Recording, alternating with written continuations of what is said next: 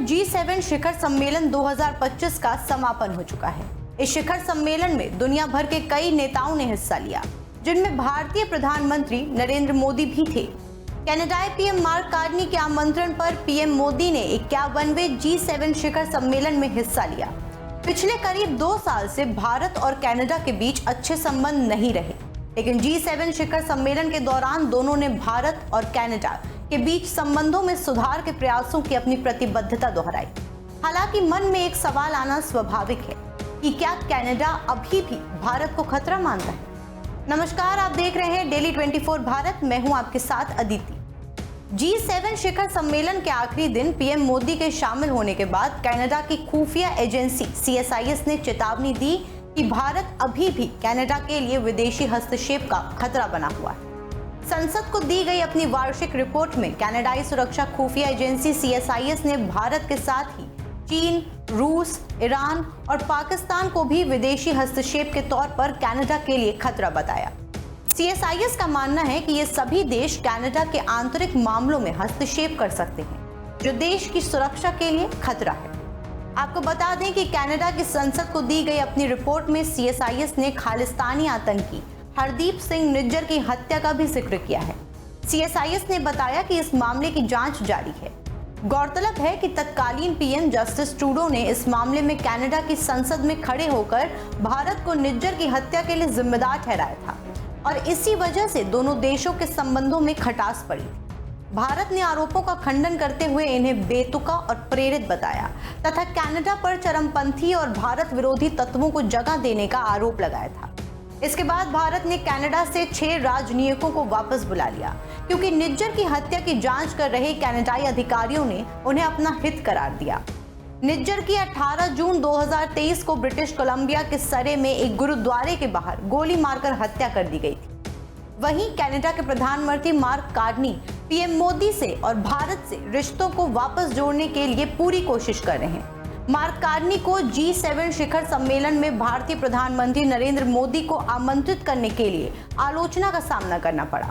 कुछ सिख समर्थकों और उनके अपने सांसदों ने असहमति व्यक्त की। हालांकि कार्नी ने वैश्विक मामलों में भारत के महत्व का हवाला देते हुए अपने फैसले का बचाव किया। कार्नी ने विश्व की चौथी सबसे बड़ी अर्थव्यवस्था और सबसे अधिक आबादी वाले देश के रूप में भारत की स्थिति पर जोर दिया, जो वैश्विक चुनौतियों से निपटने में उसे एक महत्वपूर्ण खिलाड़ी बनाता है।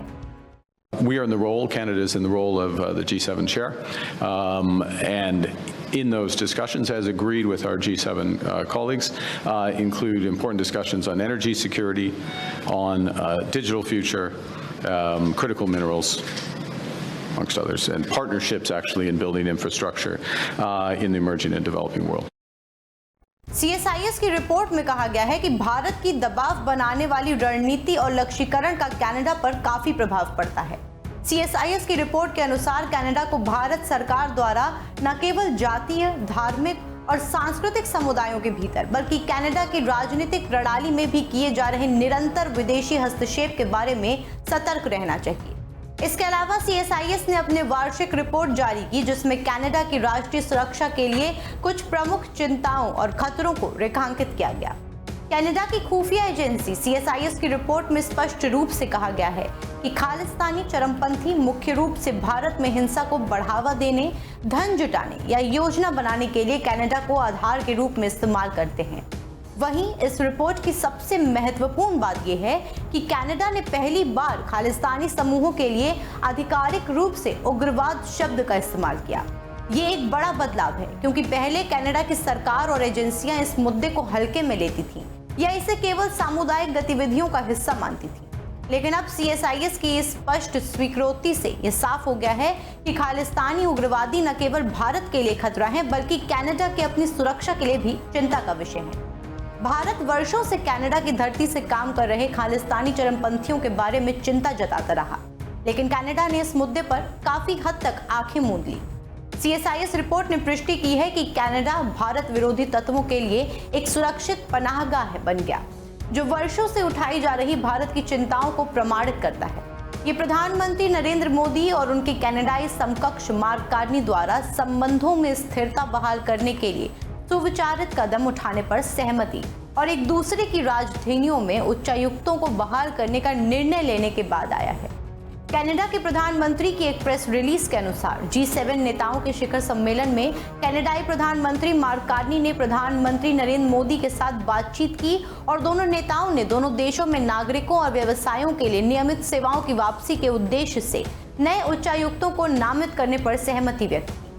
CSIS की लेटेस्ट वार्षिक रिपोर्ट कनाडा के भीतर विदेशी हस्तक्षेप और चरमपंथी गतिविधि के बारे में चिंताओं को फिर से जगाती, खासकर भारत के साथ इसके संवेदनशील राजनीतिक संबंधों के संदर्भ में। रिपोर्ट में कहा गया है कि ये गतिविधियां प्रमुख मुद्दों पर कनाडा की स्थिति को भारत के हितों के अनुरूप लाने का प्रयास करती हैं, विशेष रूप से इस संबंध में कि भारत सरकार कनाडा स्थित एक स्वतंत्र मातृभूमि के समर्थकों को कैसे देखती है, जिसे वो खालिस्तानी कहते हैं। ट्रूडो के बाद सत्ता में आए मार्क कार्नी के नेतृत्व में भारत कनाडा संबंधों में ताजगी दिख रही। पीएम मोदी ने उनकी सरकार से मुलाकात की और द्विपक्षीय मुद्दों पर चर्चा की। दोनों देशों ने उच्चायुक्तों की नियुक्ति बहाल करने और व्यापार वार्ता फिर से शुरू करने पर सहमति जताई। खाद्य सुरक्षा, डिजिटल ट्रांजिशन, टेक्नोलॉजी और क्रिटिकल मिनरल्स जैसे क्षेत्रों में सहयोग को और गहरा करने की बात भी हुई है। फिलहाल के लिए इतना ही। आगे के अपडेट्स के लिए बने रहे हमारे साथ, देखते रहें डेली 24 भारत।